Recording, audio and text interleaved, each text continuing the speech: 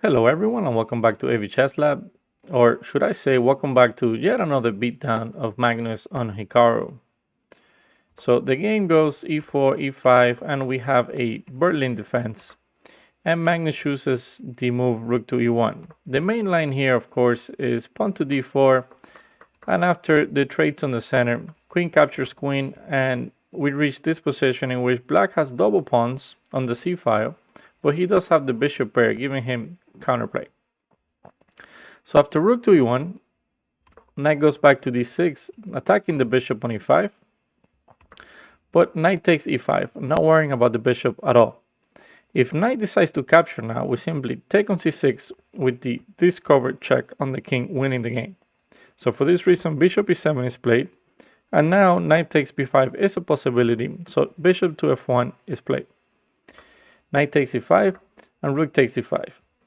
Now, a lot of players play the Berlin defense because of its solid reputation. Most of the games lead to a draw because there's a lot of exchanges on minor pieces and heavy pieces. And if white tries not to trade those pieces, he just ends up in a bad position. So black castles d4, opening up for the bishop to come to f4. Knight to e8, doing something similar. He wants to open up the d5 for the pawn so that this bishop can move out, but also rerouting this knight to f6. The rook drops back, d5, bishop f4, and bishop to d6. As I mentioned earlier, black tries to trade pieces to make its defensive task easier, and if white decides not to trade them, he just ends up in a bad position. So queen to f3, we trade the bishops and queen to d6. Magnus goes for queen to f3, knight to f6. The last piece for white is developed, and so is the last bishop for black with bishop to g4. Notice that if white just simply decides, okay, I'm just going to move my queen out of harm's way, black is going to have all his pieces targeting the center and the king, and white is going to be in not such a favorable position. So for that reason, Magnus decides to go for the queen trade with queen to g3. Queen takes queen, pawn takes queen, and rook f to e8, putting some pressure on the e file since it's the only one that's occupied by the rooks at the moment. Magnus continues with f3, bishop to d7, and g4. Now g4 has two purposes. It controls the f5 square, so in the future this bishop cannot go there, and in some cases also threatens to go to g5 and asking that knight where he wants to go.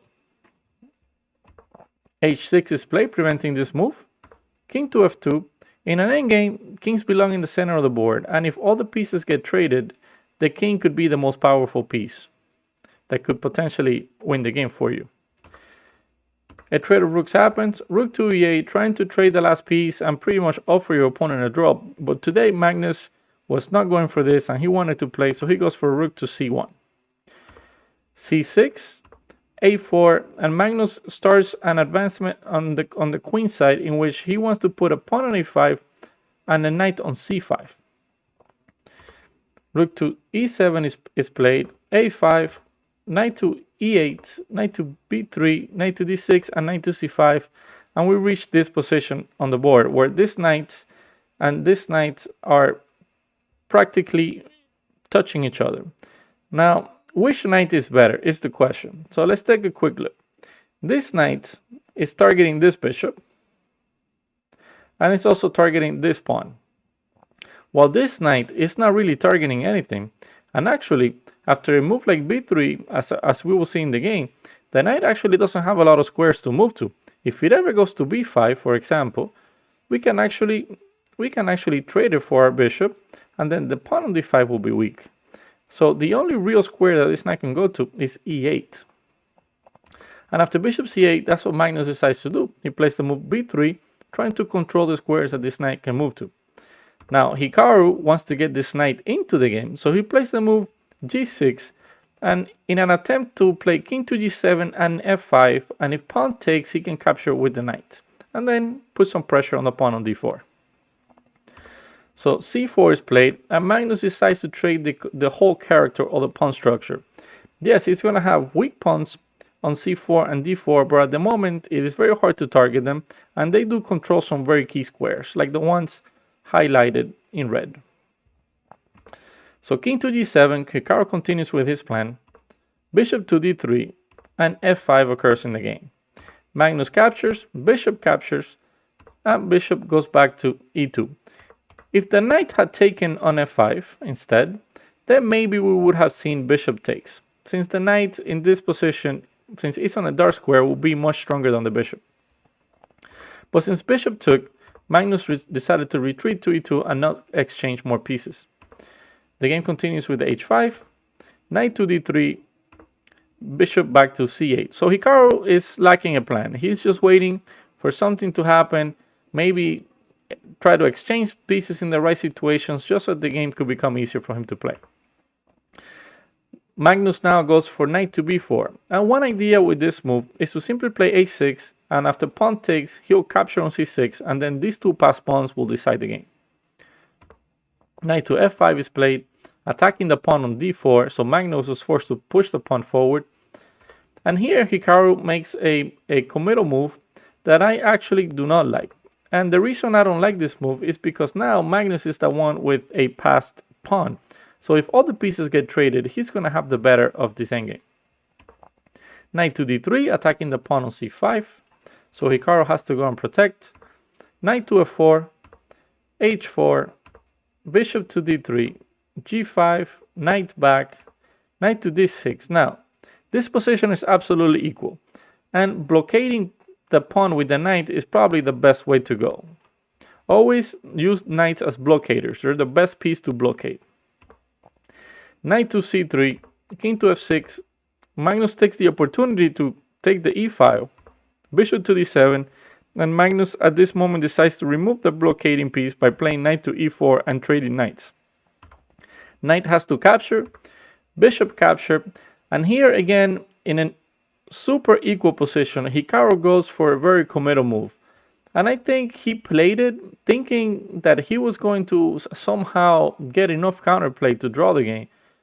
But he ended up missing one key move that would have saved the game for him. Pawn to d6, Magnus tries to throw some tricks in the position, taking advantage that this bishop on d5 is actually going to be controlling the square on a8 for this pawn to, at some point, queen and be protected by it. The rook goes to c8, Magnus captures on b5, bishop captures, and he plays rook to b1. And here Hikaru makes one of the first blunders of a couple. It was a pretty well played game, but bishop to c4 as playing the game is a very big inaccuracy. And maybe Hikaru underestimated his defensive task by playing the move to a6. And I do agree that it looks a bit scary. So let's take a look at this line, for example, because this pawn, after the rook sacrifices itself on b5, this pawn will get to a8 and the rook will have to sacrifice itself for it, leaving white up a piece for two pawns. But in reality, the game is a draw, and let's see how. Rook takes b5, pawn takes, a6, the king comes closer, d7, king takes, a7, king goes back to e6. We get a queen, and we start pushing our queenside pawns. But notice something. We're going to continue pushing the pawns, and at some point, we cannot keep pushing our pawns any further. But the white king cannot make any progress either. If the king ever moves back to d2 to go to c3 and take the pawn on c4 or the pawn on b2, then the black king can come into the position with king to f4, king to g3, take this pawn, and it will be impossible to stop the h-pawn from queening, or both pawns from queening by that fact. So for this reason, this position, the best you can do is move your kings back and forth or the bishop back and forth, and it would just lead to a draw. But after bishop c4, Magnus simply plays rook to b7, and now he's just going to be up a pawn, and he's going to be the one deciding the future of this game. And the extra pawn he's going to have is actually going to be the a pawn, which is going to queen on the a square, which is protected by this bishop. So it's going to be very hard for Hikaru from this position to save the game. He goes rook to d8, Magnus captures the pawn, rook to d6, rook to c7, and notice that now this pawn is going to fall. Rook d2, king g1, Magnus prepares, if the checks continue, to hide his king on h2. And here, Hikaru made the blunder of the game with bishop to d5, but his position was already very difficult. It was going to be hard after Magnus takes the pawn on c5. It was going to be very hard for Hikaru to hold this position, especially with the a-pawn on the board. But after bishop to d5, Magnus finds the best move with rook to d7, pinning the bishop to the rook. The king moves closer and attacks the rook, and Magnus simply keeps the pin. Hikaru doesn't have any moves, so he decides to push his pawn forward. Magnus does the same, and after c3, Magnus commits his only blunder of the game, believe it or not, and the game ended with that move, with rook takes d5. The computer gives bishop takes d5 as the best continuation, leading to a similar position. But let's take a look at some of the variations after rook takes d5. If c2, we simply take the pawn. If the bishop takes, if rook takes d5, we simply go bishop to b3, pinning the rook. So let's say the king moves, we take the rook, king takes, and this pawn is just simply going to queen. And if king takes d5, we go bishop d5, the king moves, and again we go a7, and the next move a8, and the rook will have to sacrifice itself for the pawn.